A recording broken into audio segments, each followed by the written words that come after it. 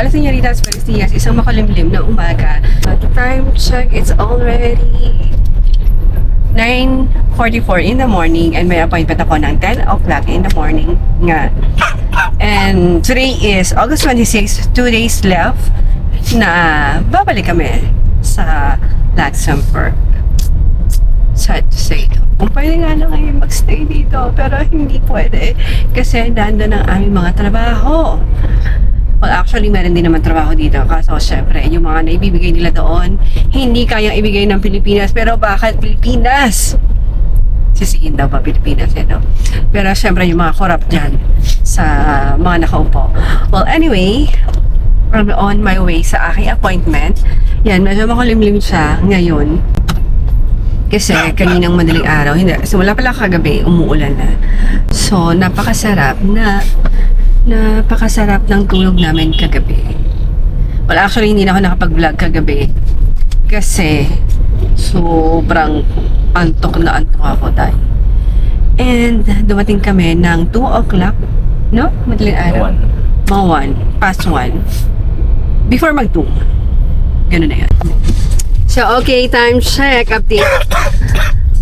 12:34 in the afternoon and kakatapos lang ng appointment ng aking pamangkin sa kanyang sa kanyang doktor para sa kanyang tenga. Nilinisan yung tenga niya kasi sobrang dami ng buhangin. Ano yun? And ngayon, nandito lang kami mag-joyride. Maghahanap ng patahian kasi yung bag ko sira na ang zipper.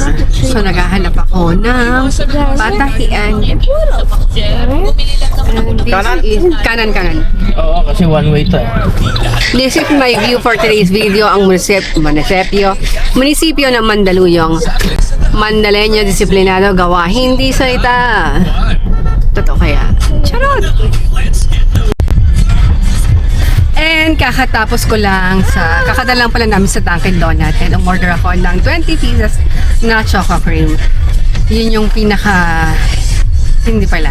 pala pinaka, yung favorite. Dito. Sorry. Yung favorite na donut ko para dalhin sa Luxembourg. Ayun, dito daw. Okay, nandito po kami sa... Uy, iba ang akasya na. Yun yung sinunog ko din. Ayan yung nasunog? Oo. Yun yung pinakamalalang sunog. Ah. Ito yun eh. Alin ba? Etong building na to? Oo, yan. Ano kulay blue? Pero akasya lane pa rin to, di ba? Yes. Okay. And now, it's already 1:07 in the afternoon and pupunta po tayo sa dati naming bahay kung saan ako lumaki after ng Bicol. Kaya lumaki ako hanggang 7 sa Bicol and then dito naman sa De Venecia. Kung saan lahat ng aking mga kapinsanan. Diretso. And diretso pa. Dito yung sinasabi kong every Christmas pa, etong kalye na to, lahat yan, buo, di ba Kas? Eto. Ito na pagkain. Hindi, talagang pakulayan yan. Babonggahan ng bahay ng decoration ng Christmas, talaga as in sarado yan. Di ba Kas? Policarpio. Policarpio, ang tawag dito Policarpio. Policarpio Street? Ortigas naman.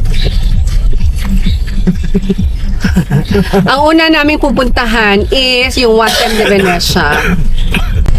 Ewan ko kung buhay pa, pero alam ko buhay pa.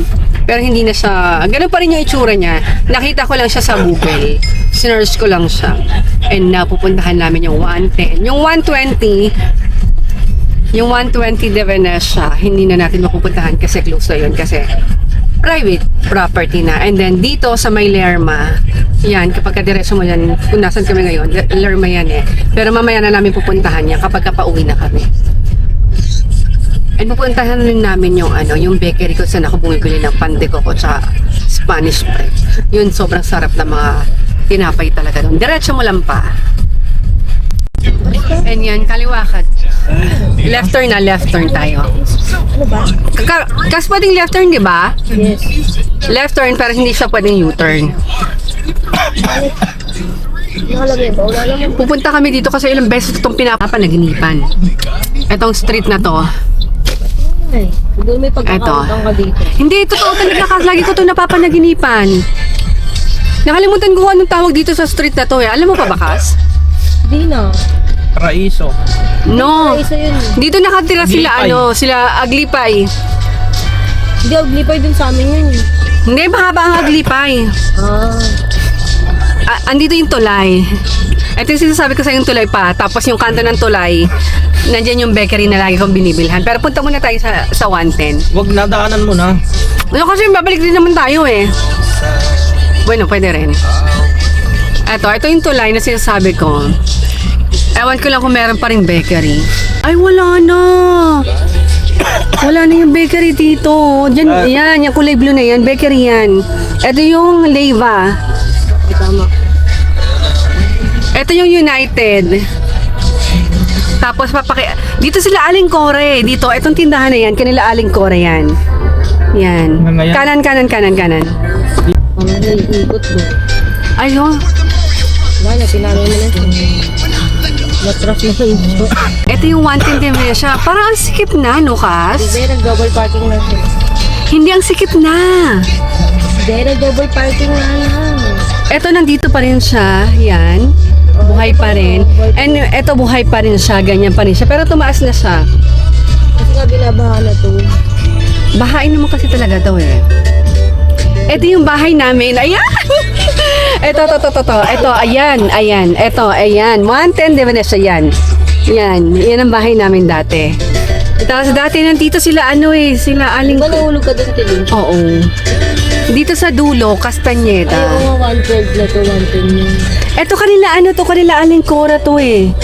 Etong yan dati. Ayan ang pagkakaalam ko. Andito pa rin pala sila. Ano na? Wala, mabayo. Siguro, Liko na tayo. Nandito pa rin pala sila. harapan mo lang si Ganda. Sorry pa. Pagbigyan mo na lang ako sa feeling ko. Kasi lagi ko ito napapaligitipuan talaga. Promise. Ano yung kustar ng bahay nito? Kasi wala na yung pagkakasin, no? Diba?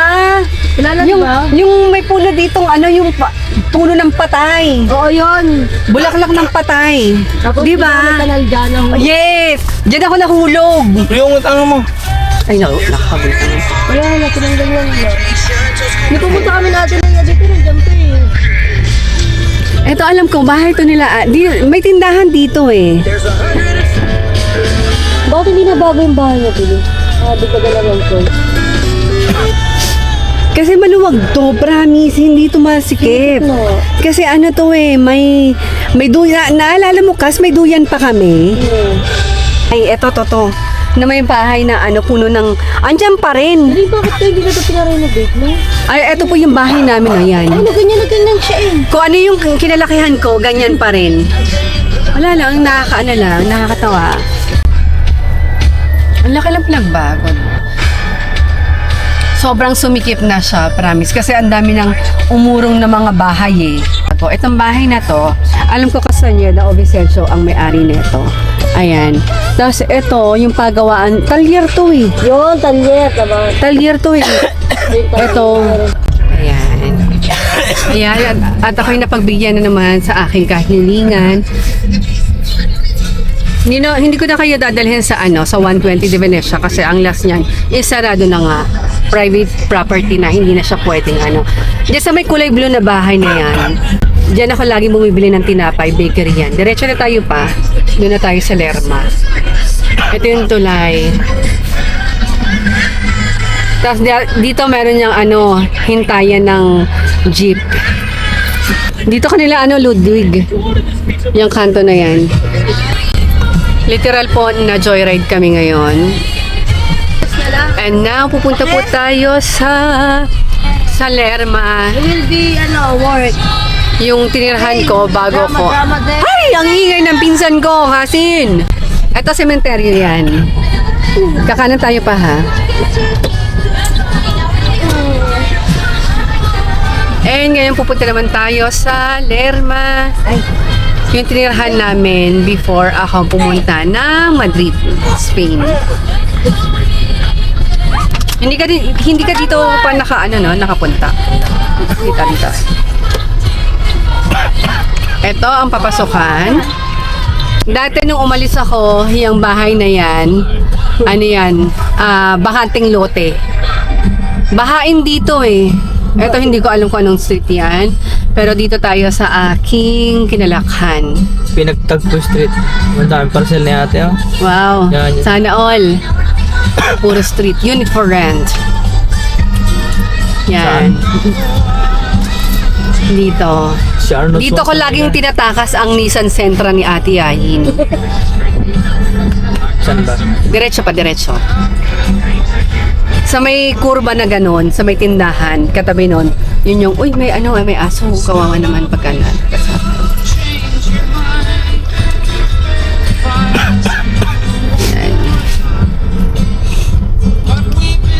Dito madalas i-park ni Ate Yayin yung sasakyan. Diyan sa ilalim ng puno na yan.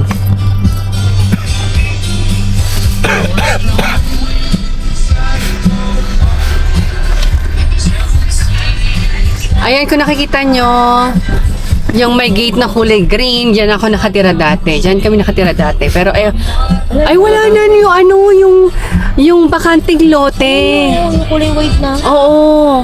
Gawa ng Apartment nga. Ayan o, dyan. Ito. Ito? Ayan, yan, dito. Dyan kami nakatira noon. Sa dulo? Ayan, yan. Ito rin sa amin yan. Yan, sa amin din yan. Ay, hindi pala sa amin. Diyan kami nakatira. Kasi ito dati, bakanting lote yan. Ngayon, apartment na. Okay. Wait a minute, Riley. Let's go diretso. Riley. What? Sige. Uwi Uwi na po tayo. Doon na po Riley. tayo. Yan yung tinirhan namin before lumipat ng Dansalan Kondo. 1. Hey!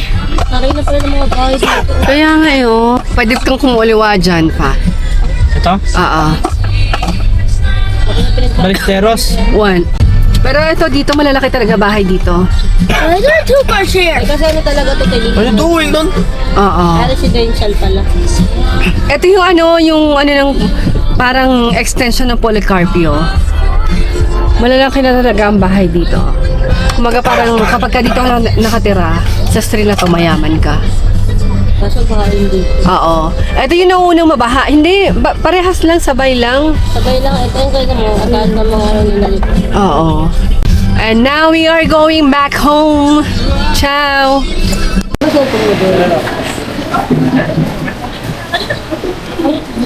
Kasakan yung cellphone mo, magkano natin bibenta yan? Magkano natin bibenta yan na? Huwag ka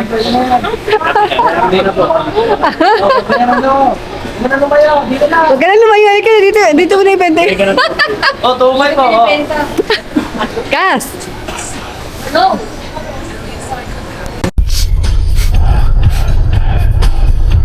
Okay, hello everyone. Time already 5:17 in the afternoon. And kakagaling lang namin sa Green Hills kasi pinayos namin yung LCD ng cellphone ng aking anak at yung cellphone ng aking mister. Ay, nakakulang-kulang 8K kami doon. And then right now, pupunta kami sa alam mo yun, dumating kami dito sa Pilipinas, tapos aalis kami sa Pilipinas. Meron pa rin ubong, mister. Well, actually, anyway, highway. Pupunta kami sa SM San Lazaro kasi imimit namin yung tsahe ng aking mister.